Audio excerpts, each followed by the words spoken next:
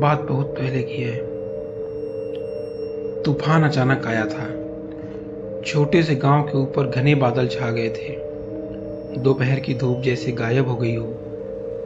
माया जंगल के रास्ते से गाड़ी चला रही थी। बारिश की बूंदें उसके शीशे पर गिर रही थी और वाइपर उसे साफ करने की कोशिश कर रहे थे।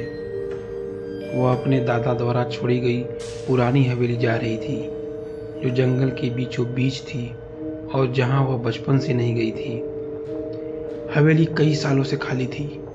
जब से उसके दादा का निधन हुआ था, माया को याद था कि वह बचपन में भी यह जगह डरावनी और रहस्यमयी लगती थी। लेकिन अब हाल ही में हुए तलाक के बाद उसने यह जगह फिर से अपनी ओर खींच रही थी, जैसे यह उसे बुला रही हो। माया जैसे ही वहां पहुंची, सूरज ढल चुका था और घर उसके सामने अंधेरे और रहस्यमय रूप में खड़ा था। पत्थरों से बनी इस इमारत पर बेलें चढ़ी हुई थी, खिड़कियां टूटी हुई थी और लकड़ी की छतें सड़ चुकी थी। अंदर जाकर उसे पुराने लकड़ी की और लोहे की मिली जुली गंध आई। जैसे ही वह अंदर चली, उसके कदमों की आवाज़ खाली गलियारों में गूंजने लगी, जैसे कि सालों की धूल उसने अचानक उड़ा दी हो। वह धीरे धीरे रसोई में पहुंची, जहां उसे एक पुराना तेल का लालटेन मिला। उसे जलाते हुए उसने चारों ओर देखा। उस किरण में एक ठंडी सी ठंडक दौड़ गई। उसने इस एहसास को थकान समझकर अनदेखा कर दिया, सोचते हुए कि लंबी यात्रा के तूफान ने उसे थका दिया है। वह सीढ़ियों से ऊपर जाने लगी तो उसके पीछे हल्की सी आवाज आई। वह ठिठक गई। दिल तेजी से धड़कने लगा। उसने खुद को दिलासा दिया, शायद हवा होगी। लेकिन उसके भीतर कुछ तो था जो कह रहा था माया को कि वह अकेली नहीं है। वह अपने पुराने कमरे की तरफ चली गई, जहां वह बचपन में ठहरती थी। सब कुछ वहीं था, वहीं पुराना बिस्तर, वहीं धूल भरे खिलौने। उसने उसी कमरे में रुकने का फैसला किया, सोचते हुए कि शायद यह परिचय उसे आराम देगा। जैसे उसने बिस्तर पर लेटने की कोशिश की, उसके दादा की बातें याद आने लगी। उसके दादा अक्सर परिवार के कुछ रहस्यों के बारे में बातें करते थे और कुछ अजीब सी कहानियां सुनाते थे। वह बचपन में इन्हें सिर्फ एक बुजुर्ग की बातों के रूप में सुनती थी। अचानक दरवाजे पर एक धीमा सा खटखटाने की आवाज आई। खटखट खटखट खटखट खटखट, बहुत धीमी, जैसे कोई उसे जांच रहा हो कि क्या वह जाग रही है या सो रही है। उसका दिल एकदम तेजी से धड़कने लगा और वह बिस्तर से उठ गई, चादर को कसकर पकड़े हुए। कौन है? कौन है? उसने हल्की आवाज में पूछा, लेकिन जवाब में केवल सन्नाटा था। वह आवाज फिर से आई, इस बार थोड़ी जोर से, जैसे वह आवाज गलियारे से आ रही हो। उसने डरते डरते अपना लालटेन और टार्च उठाई और गलियारे की तरफ बढ़ी। उसके कदमों की आवाज गलियारे में गूंज रही थी और उसकी सांसें रुक रुक कर चल रही थी। वह आवाज उसे गलियारे के अंत में एक दरवाजे तक ले गई। यह दरवाजा उसने पहले कभी नहीं देखा था। यह साधारण दरवाजा था, सफेद रंग में रंगा हुआ। उसने तुरंत समझा कि यह तहखाने का दरवाजा था, उस जगह का जहां उसके दादा ने उसे कभी भी जाने से मना किया था। माया पर डर के ऊपर उसकी जिज्ञासा भारी पड़ गई।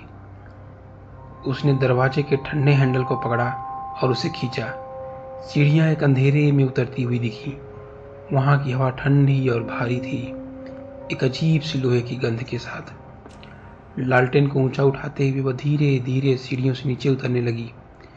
नीचे एक पुराना लकड़ी का वर्क बेंच था, जिस पर कुछ जंग लगे औजार रखे हुए थे।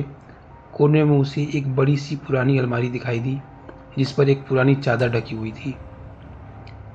उसने चादर हटाई तो सामने एक अलमारी थी, जिस पर अजीब अजीब से चिन्ह खुदे हुए थे, जो लालटेन की हल्की रोशनी में जैसे हिल रहे हों। किसी अनजानी ताकत के खिंचाव से अलमारी का दरवाजा अपने आप खुल गया। माया ने देखा, अंदर एक छोटा सा लकड़ी का संदूक रखा था, जो समय के साथ जीर्ण शीर्ण हो चुका था और इसकी कुंडी टूटी हुई थी। एक गहरी सांस लेते हुए माया ने ढक्कन खोला अंदर कुछ पुराने पत्र रखे थे जो समय के साथ पीले हो चुके थे और एक काले धागे से बंधे थे। उसने पहला पत्र उठाया और पढ़ने लगी। मेरी प्यारी बेटी, यह पत्र इस तरीके से शुरू हुआ। अगर तुम यह पढ़ रही हो तो इसका मतलब है कि वह श्राप अब भी हम पर है। मुझे डर है कि जिन भयों का सामना मैंने किया वो तुम्हारा भी पीछा करेंगे। माया यह पढ़कर घबरा गई। उसका दिल धड़क उठा और उसने पढ़ना जारी रखा। पत्र में उसके दादा के परिवार पर आई डरावनी घटनाओं का जिक्र था। परछाइयों के अक्स, खाली कमरों में फुसफुसाहटें और ऐसे सपने जो इतने जीवंत थे कि असलियत में महसूस होते थे।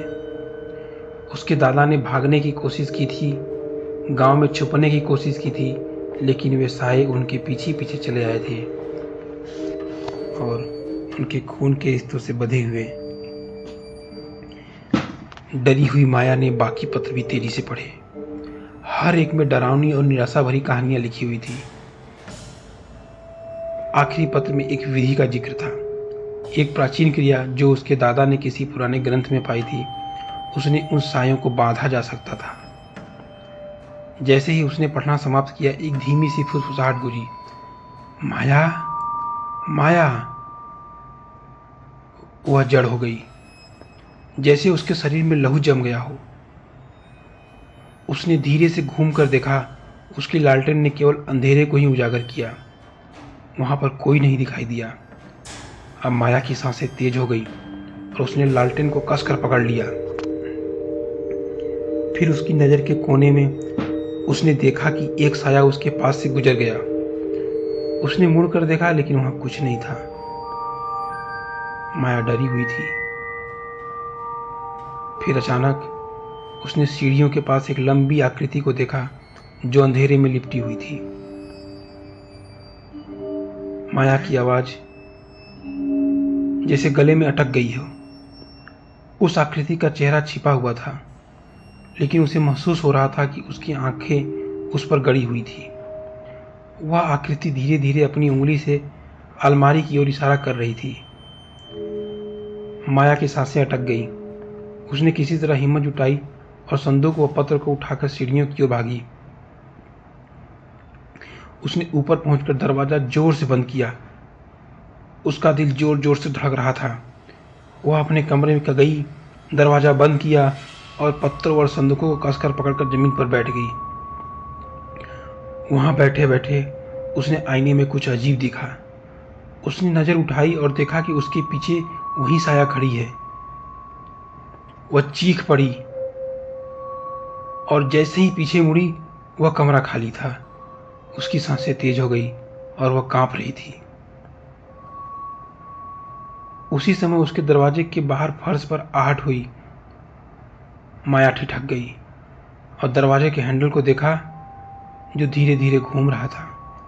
दरवाजा धीरे से खुला। बाहर अंधेरा और सूनापन था। माया वहां से भागना चाहती थी, लेकिन ऐसा लगा जैसे परछाइयों ने उसे जकड़ लिया हो। तभी गलियारे से एक धीमी आवाज गूंजी। उसके रोंगटे खड़े हो गए। माया, माया, हमारे पास आओ। आवाज ठंडी और खोखली थी, जैसे कहीं भटकी हुई आत्मा पुकार रही हो। उसने महसूस किया उसे भागना होगा। उसने पत्र में लिखी विधि को याद किया। उसने जल्दी से अपने दादा की मेज से एक खड़िया का टुकड़ा उठाया और उस फर्श पर एक घेरा बना दिया, जिसमें उसने पत्र में लिखे चिन्ह बना दिए। घुटनों के बल बैठकर उसने मंत्र पढ़ना शुरू किया। जितना तेजी से हो सकता था वो मंत्र पढ़ना शुरू कर दी। हवा और तेज होती और ठंडी होती जा रही थी, जैसे कई भारी बोझ उस पर पड़ रहा हो। माया महसूस कर रही थी जैसे उसके ऊपर कोई बैठ गया हो, लेकिन उसने अपनी आवाज को बनाए रखा। उस साय ने जोर से चीख मारी। उसकी आकृति बिगड़ने लगी, जैसे प्रकाश और अंधकार के बॉर्डर में फंस गई हो। उसकी आकृति धुंधली हुई और फिर धीरे धीरे गायब हो गई। माया अकेली रह गई, गहरी सांसें लेती हुई। अगले दिन सुबह माया ने वहां एक और रात न रुकने का निर्णय लिया और हवेली से बाहर निकल गई। उसने कभी उस जगह वापस देखने का साहस नहीं किया, लेकिन आज भी जब वह नींद और जागने के बीच के पलों में होती है तो कभी कभी उसे हल्की सी फुसफुसाहट सुनाई देती है, एक अनकहा संदेश जो उसे याद दिलाता है कुछ साए कभी पूरी तरह गायब नहीं होते। दोस्तों, अगर आपको हमारा वीडियो पसंद आया हो तो प्लीज़ इसे लाइक करें और चैनल को सब्सक्राइब करना ना भूलें। आपके सब्सक्राइब और सपोर्ट से हमें नए और बेहतरीन वीडियो बनाने की प्रेरणा मिलती है। जुड़े रहिए और बेल आइकन को भी दबाएं ताकि कोई भी नया वीडियो आप मिस ना करें। धन्यवाद।